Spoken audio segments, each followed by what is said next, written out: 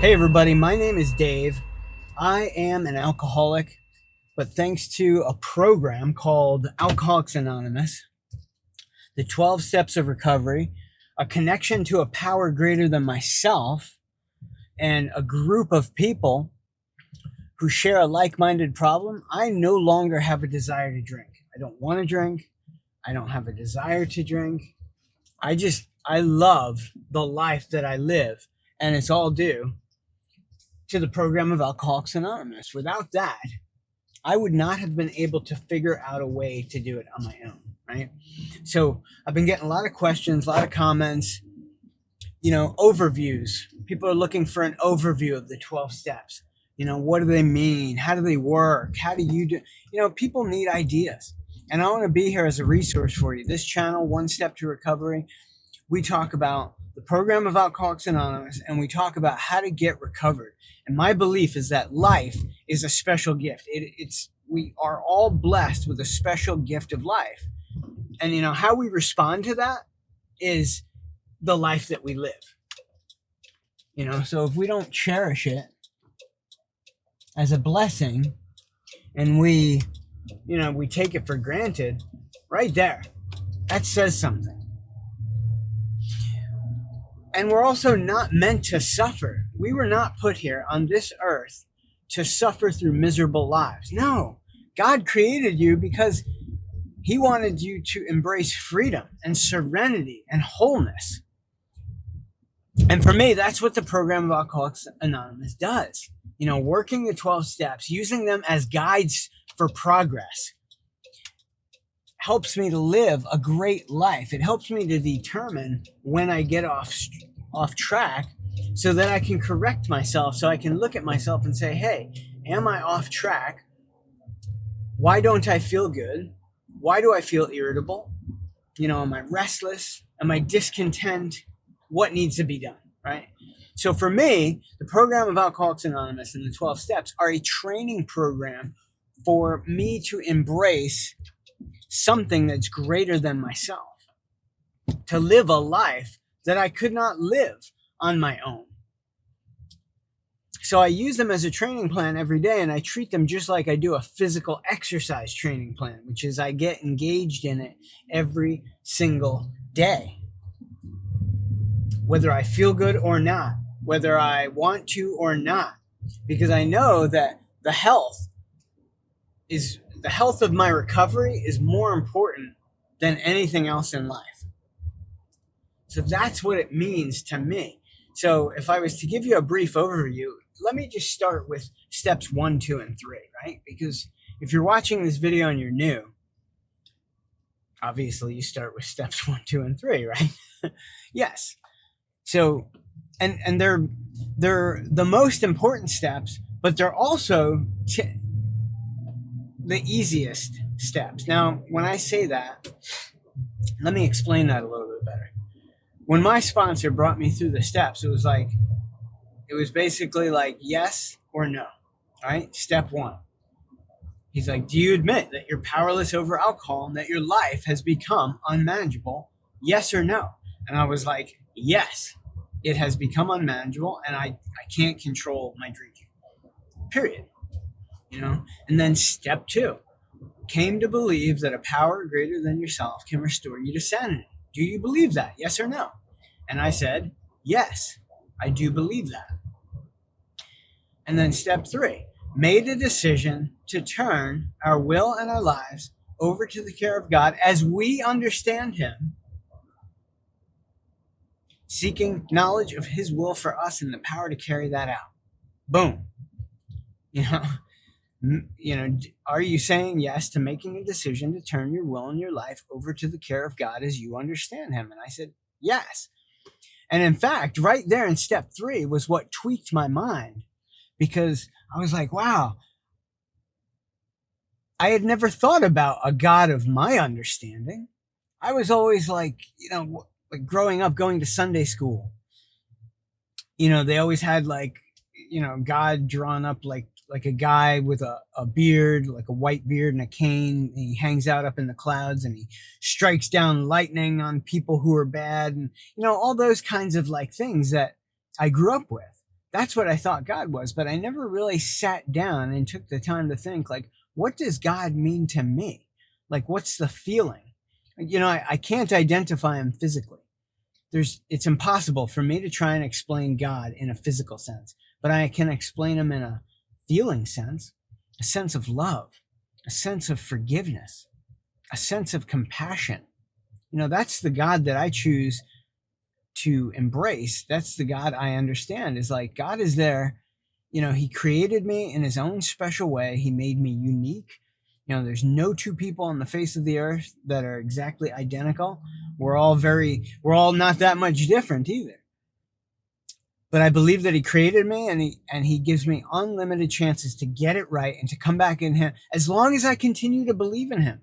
As long as I don't just get fed up and just say, like, oh, well, since I'm not getting what I want, the help that I want, that, I don't believe in God and there's no God. To me, that's kind of immature. It's like, what, just because you don't get what you want, you don't believe that there's a God? I mean, what created this earth? Like, what? When you think about those types of questions, and this is an important exercise to do if you're struggling with the God concept, is like, what does life mean? Just what does it mean to you? What does life mean to you? What does God mean to you? Think about that. Take a long time to think about that, and then think about it every day. And for me, it's like I can trust in something outside of myself. So basically, let me jump back to step one. Step one, powerless over alcohol. Powerlessness. Embracing powerlessness. I know that a lot of people struggle with this step because the ego tells you that you are powerful. You can control your own destiny. You can do everything. Well, and we do. We do have a certain level of power in our lives. We have the power to make a decision to embrace powerlessness. And really, step one doesn't have anything to do with giving up all power all at once. It has to do with looking at your drinking. And if you were at a point in where I was in my life, was I had tried every way that I possibly could to drink sensibly, to control, to control the buzz, to drink just enough to get buzzed and be happy, but yet to not overdo it.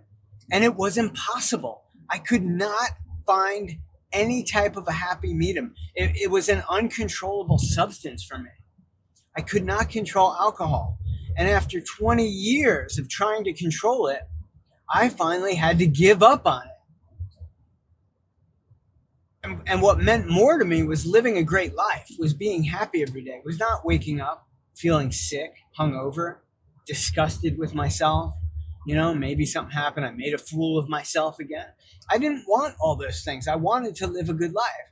So one day it just clicked. And I said, I don't need alcohol. I don't need to drink. You don't need to drink. People live happy lives every day. They don't need to drink.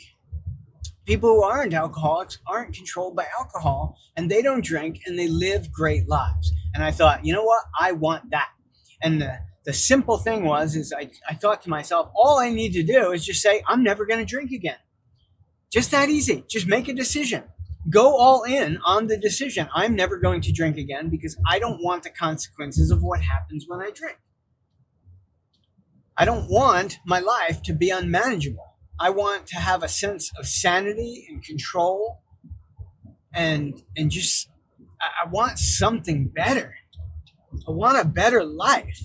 And that all meant so much more to me than getting a buzz. Just that simple. It was just that simple. So that was step one for me. And I know a lot of people just struggle with going all in on a decision to say, like, I don't want alcohol. Some of us in AA, we have to be beaten to death before we can admit, like, okay, I can't control this thing and I don't want to live this life anymore. We have to get beaten almost to death. And some people do die before they make that decision. But if you're watching this video right now, I want to encourage you to make that decision, because it is how you find the best life you can ever have. If you're struggling with alcohol and alcohol is ruining your life, just make the decision that you don't need it anymore and that a better life is waiting for you, and become motivated and also challenged by that decision and the ability to take the power back of sanity, to make it a sane decision instead of keeping on trying to control it. All right, so now let me go to step 2. I didn't struggle with step 2 at all. I, came to believe that a power greater than myself could restore me to sanity. I knew that there was a power greater than myself. And in fact, all the car accidents, all the near drug overdoses, all the stupid stuff when I could have gotten myself killed, I believed that there definitely was a God watching over me and that he must have kept me alive, because I really shouldn't have made it through a lot of the things. Like when I got hit by driving home drunk, blacked out, in a blackout, run up against the side of a tractor trailer on a highway doing 65 miles an hour, and this tractor trailer just like hits me, runs down the side of my truck, and I wake up and I'm sitting behind a truck and I have no idea how I got there. I mean, how do you live through something like that? I was blind. I was blacked out. I should have been dead. So I always believed there must be a power greater than myself. All I had to expand upon was that this power that was greater than me could restore me to sanity. That the connection to that power that's greater than myself is what's going to save my life and restore me to peace, wholeness, and goodness. And I just said, I'm going to believe in that. I'm going to believe in that because I've seen other people who have been recovered for 10, 20, and 30 years, and they live a beautiful life. So I said, let me just trust in that, because what I'm doing is not working. It's not. And that's an important thing for you to do if you're struggling with this whole program and concept, is like, if you don't like the results that you're getting in your life, then why not follow someone who is getting good results? It doesn't have to be me. It can be someone you trust, that you know of, that you've met, that you've seen, and become friends with them and listen to them and work with them and ask them about what they went through and see how that resonates with what you went through in your life, because that's what's going to make the connection between you and another person, between you and a power greater than yourself, and restore you to sanity. Came to believe that a power greater than ourselves could restore us to sanity.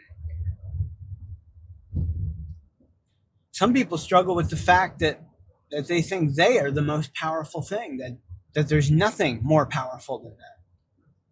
And when you live with that type of a mental philosophy, trust me when I say you take on a lot of stress and burden unconsciously that you don't even know about.